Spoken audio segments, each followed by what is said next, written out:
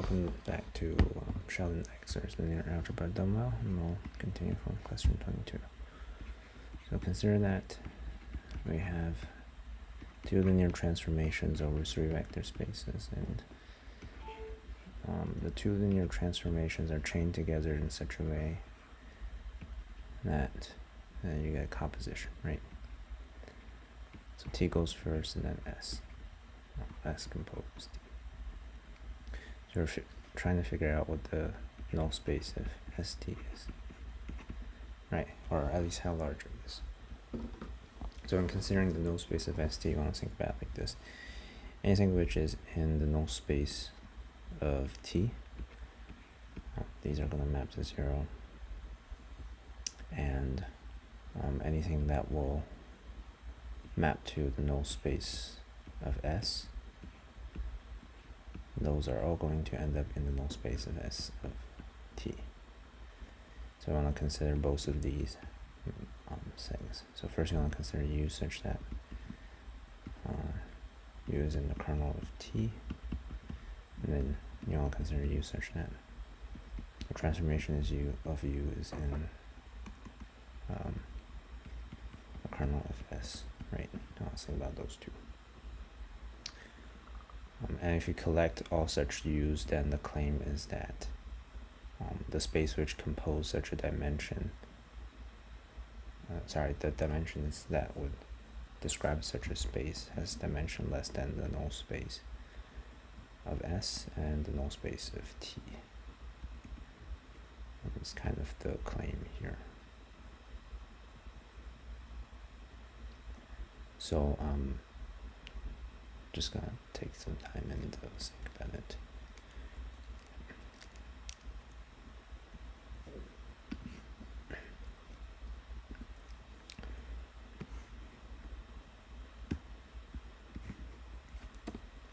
So when I'm trying to think about this question, then it's probably good to notice that the kernel of S is in fact a null space, is a subspace of V. I think it was shown somewhere that all null spaces are in fact subspaces in the textbook previously. So if you forgot that, then you can go back and find that somewhere. I think.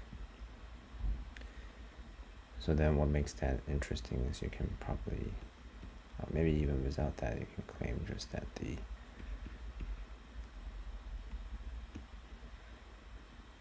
the set of elements which are mapping to this V, let's say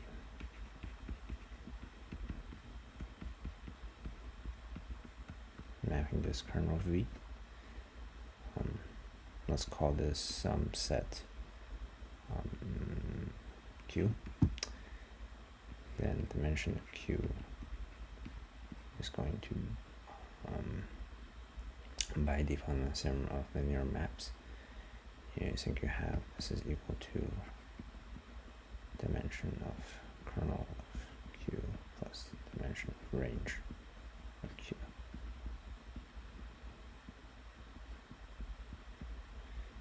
I think this might be a larger dimension, but considering that none of this is mapping to 0, because if it were, we would discuss it in this case separately. That is just equal to the range, you can assume. Right, and all the elements which are in the kernel of U we'll discuss as a separate entity. Right. So in this particular case, you can notice that dimension. So anything that goes from kernel of T union anything that's in Q is in fact in the kernel of S composes T, in which you have dimensional space S composes T is equal to dimensional space of S plus the dimension of null space of T, right? Because this has the same dimension as dimension of T. the dimension of the null space of S, and this is just the dimension of the null space of T. Maybe that's a bit of a flimsy way of thinking about it.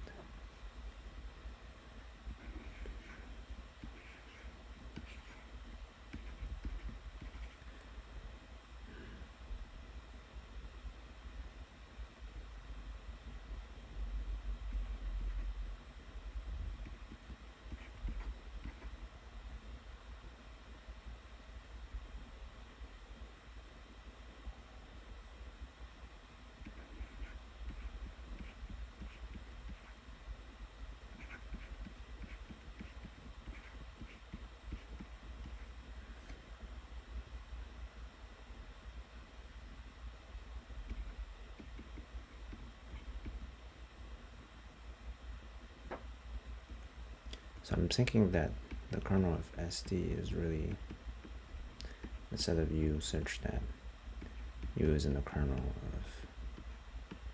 of T, or U is in, T of U is in the kernel of V. But it might be hard to calculate the dimension of such a space defined as this, which it may be easier to describe as, like previously we described it as a union of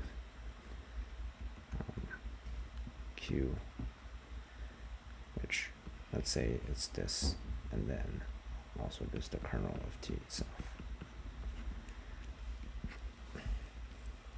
So this already is shown just to be like the dimension of null space of T component of the right hand side of the equation, and what we wish to do is just to compare this to the null space of S itself. And by that I mean, like, if you think about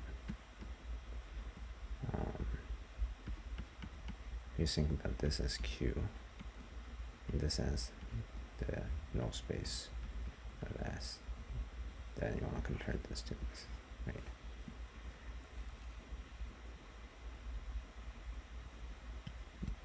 I think what you can say here is like they're probably equal,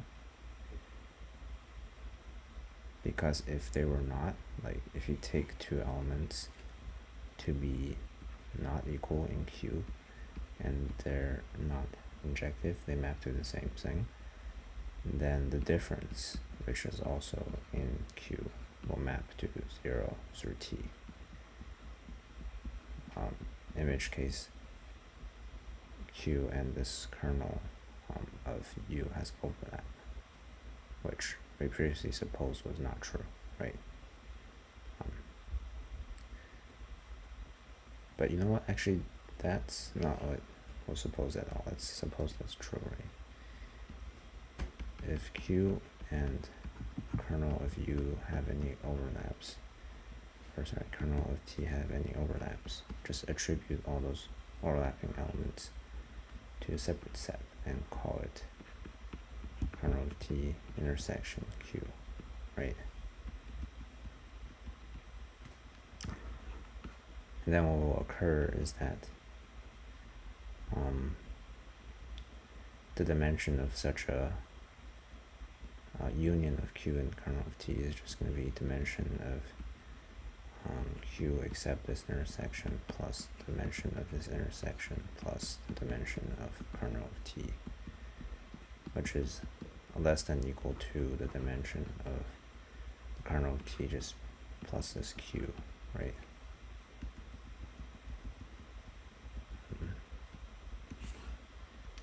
So yeah, you can put lots of things like that around it, but I feel like something is missing, right?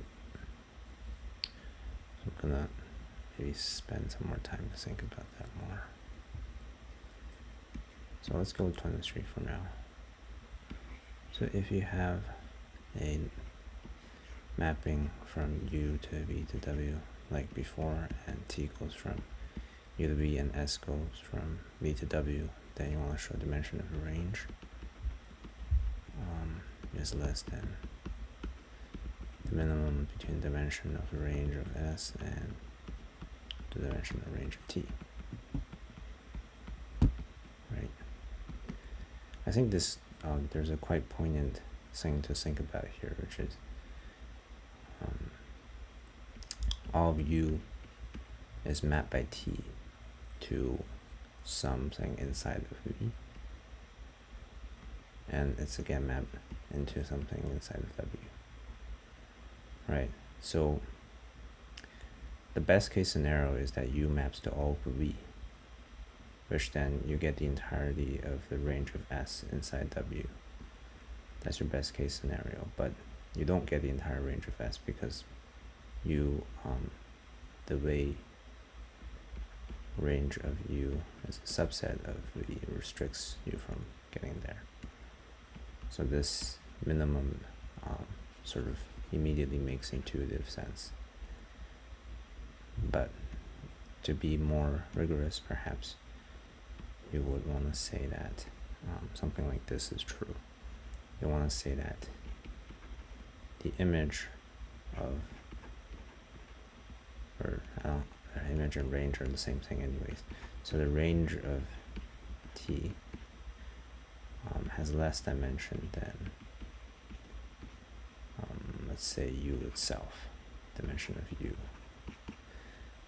The reason is because you know that the dimension of space is equal to the dimension of the kernel plus range, and kernel may be it's a non-negative number here, so it could be some positive number, and then this subtracted number will be same as this. Alright, so if you subtract a number that's always greater than or equal to 0 and you're equal to some number, then you're probably bigger than equal to it. So then you notice that going from U to V are restricted by the dimension of U, right?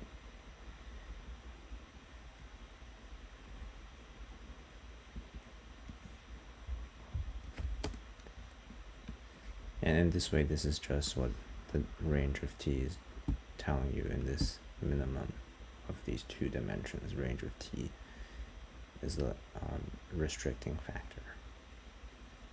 But then what continues on after you mapped U to V, and that results in the range of T, you now have to map from range of T to V, right? Or to W, right? So then what you have is the range of this range of T plus some sort of kernel inside of S has the same dimension as your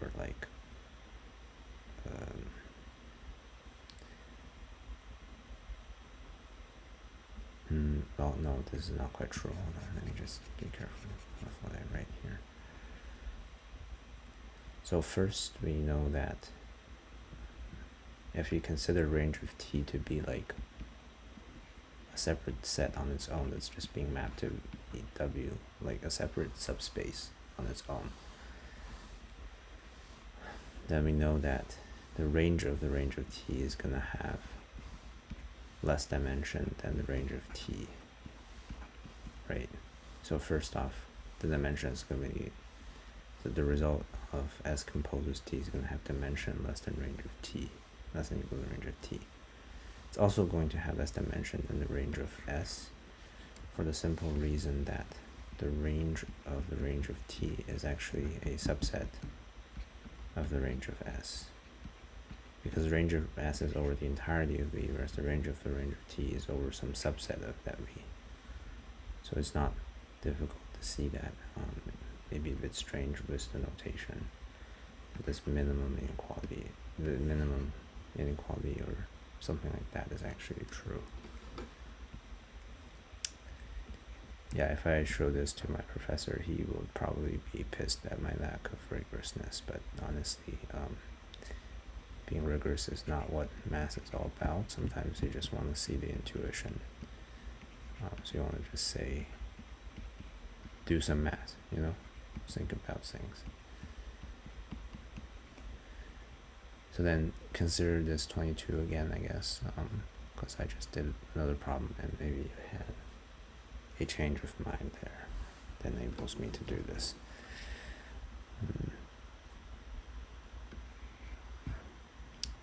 So I think the key there was that you want to find, in fact, that the best case scenario is when the kernel of U and what maps to the kernel of V does not have any overlap. And that's the case in which this inequality is equal. And if the kernel of U and what maps to the kernel of, and this is a 0, but these are zeros, by the way, what maps to the kernel of V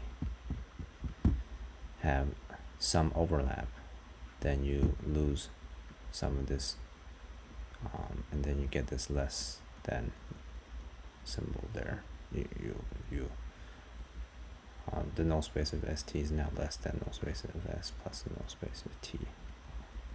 I think that's the sense in which you start to get into this problem, right? So you probably want to discuss two separate cases, one where which the kernel of U and what maps into the kernel of V have 0 overlap, right?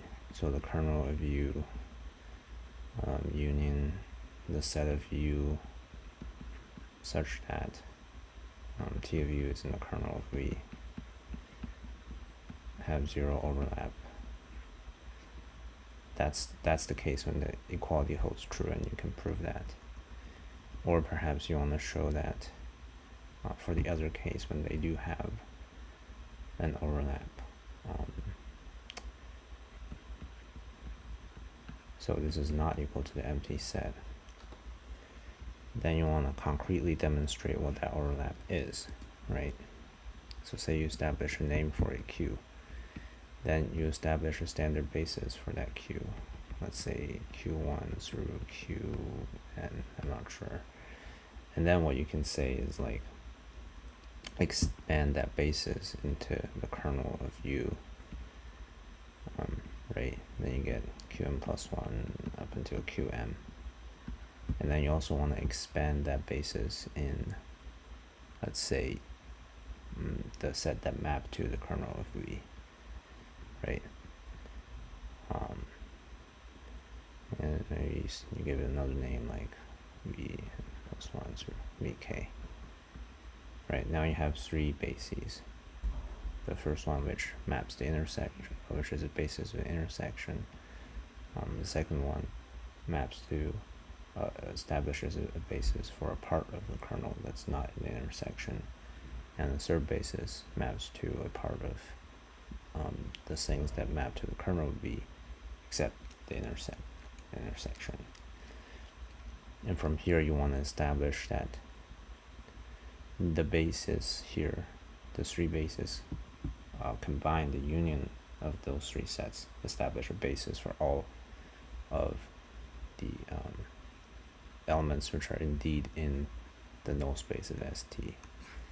And such a thing is, and then allows you to show that the lesser part happens, right?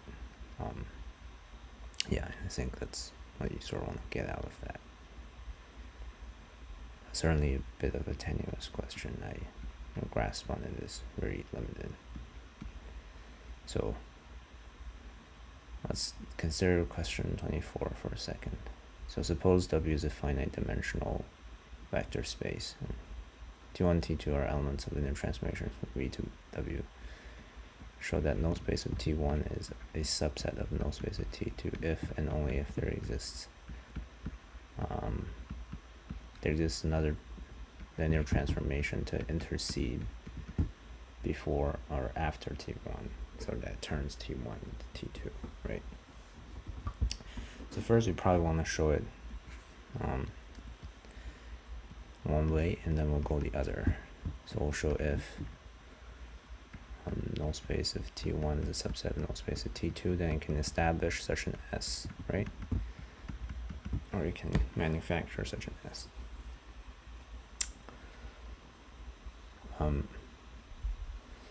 And the way I think about it is, like, with linear algebra, you can't be harmed by drawing diagrams and concrete examples.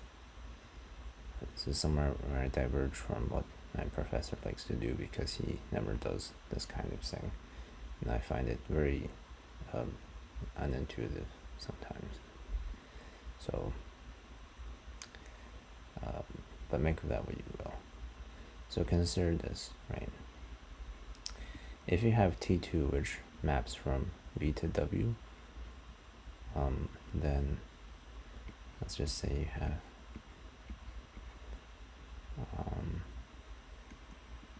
T2 mapping from V to W, and let's say this circle that I draw, like these elements map to 0 element in W. So this is the kernel of T2, right? Let's say going from here to here is T2. And then T1 is kind of like this, except there's another linear transformation to restrict it, right?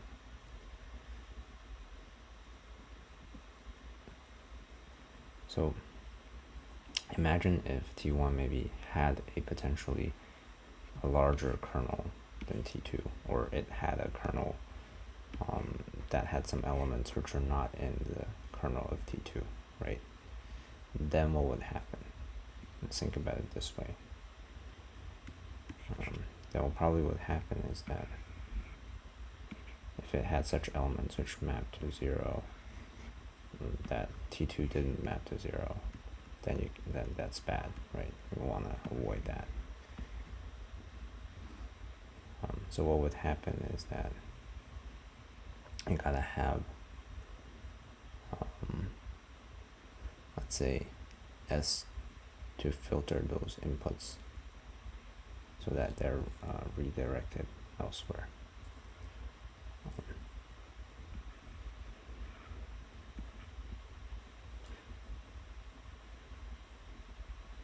Oh, jeez. Yeah, no, talking while writing things down is terribly difficult.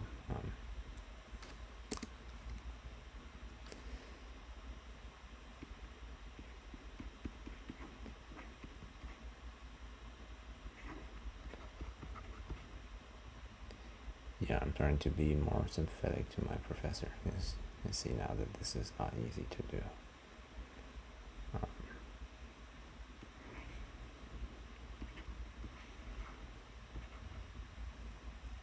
But let's consider this, right? Oh, sorry, someone's calling.